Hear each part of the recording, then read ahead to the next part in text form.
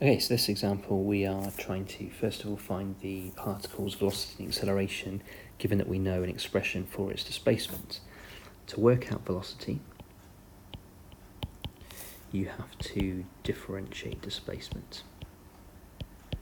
And so if we differentiate 5 minus 2 cos 3t, differentiating 5 gives us 0. We've got a minus 2 on the front. If we want to differentiate cos 3t, we need to use the chain rule. So we're going to do inside, outside. 3t is the inside, differentiate it, you get 3. Cos 3t is the outside, differentiate that, you get minus sine 3t. And if we simplify all that down, we're going to end up with 6 sine 3t. If we want to work out the acceleration, that is equal to the velocity differentiated. Again, we're going to need to use chain rule for this. So we've got a 6 on the front, sine 3t, if we differentiate it, we do inside, which is 3, outside, which is cos 3t. That gives me 18 cos 3t. So that's part A finished. Part B then says find the particle's initial displacement, velocity, and acceleration. So if we're talking about something happening initially, we're talking about it happening when t is equal to 0. So initial displacement, S0. If we sub 0 into that expression, we're going to get 5 minus 2 cos 3 times 0, which is 5 minus 2 cos 0. Cos of 0 is 1. 5 take away 2 is equal to 3. So that must be the initial displacement. It's actually starting off 3 to the right of the origin. The initial velocity, sub into the velocity expression, we get 6 sine 3 times 0. Sine of 0 is 0, so the whole thing is 0. And at times 0, the acceleration is going to be 18 cos 3 times 0, which is equal to 18 cos 0, which is just 18 times 1, or 18. Part C, find when the particle is moving to the right, to the left, and stops during the time 0 to pi. Here we're going to do a sign diagram to help us with this.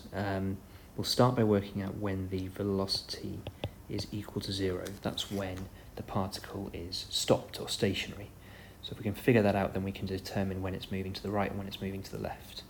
So the expression that we have for velocity is 6 sine 3t, and we want to solve that equal to 0. Divide both sides by 6, get rid of the 6, sine 3t is equal to 0.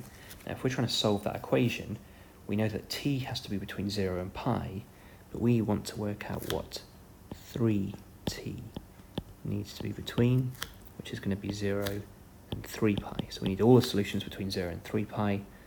That will work out 3t for us. So sine 3t is equal to 0 happens at 0, pi, 2 pi, and 3 pi. And that's as far as we need to go.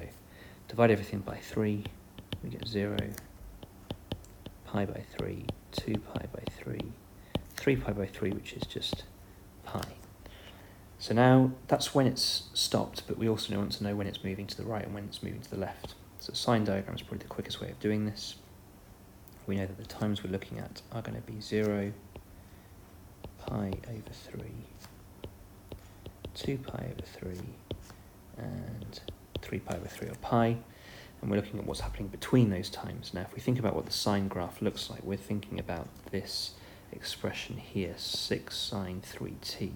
And if you just think about what the sine graph looks like, we know that that sine graph starts by going upwards, and then it goes down, and it keeps on oscillating like that. So we know straight away, without even subbing any values in, that the velocity is going to go from 0 to positive to 0 to negative to 0 to positive to 0, and that's as far as we need to go. All the times when velocity is positive is when the particle is moving to the right. All the times when it's negative is when it's moving to the left. So we can basically summarize this information by saying it's going to be moving to the right for intervals of 0 to pi over 3, or from 2 pi over 3 to pi. Okay, those are the times when the velocity is positive. That's moving to the right. It's going to be moving to the left. When the velocity is negative, that's from pi over 3 to 2 pi over 3. Okay, so that's moving to the left, and that is when we're moving to the right. Last part of this question. Write down the definite integral that represents the total distance travelled between 0 and pi seconds. So if we're trying to do the total distance travelled, if we just do a straight up integration between 0 and pi of the velocity expression, if we just graph it out, we'll see what that looks like.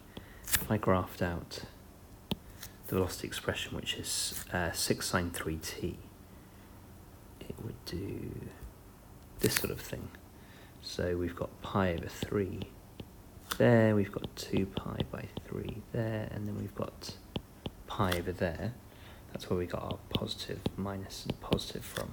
But if we just integrated between 0 and pi, then what's going to happen is we're going to end up working out this bit, then subtracting this part, so that would actually come out as being 0, and then just adding this bit on again. So actually, if we did this integration between 0 and pi, we'd actually just end up with this area over here, because the positives and the negatives would cancel out.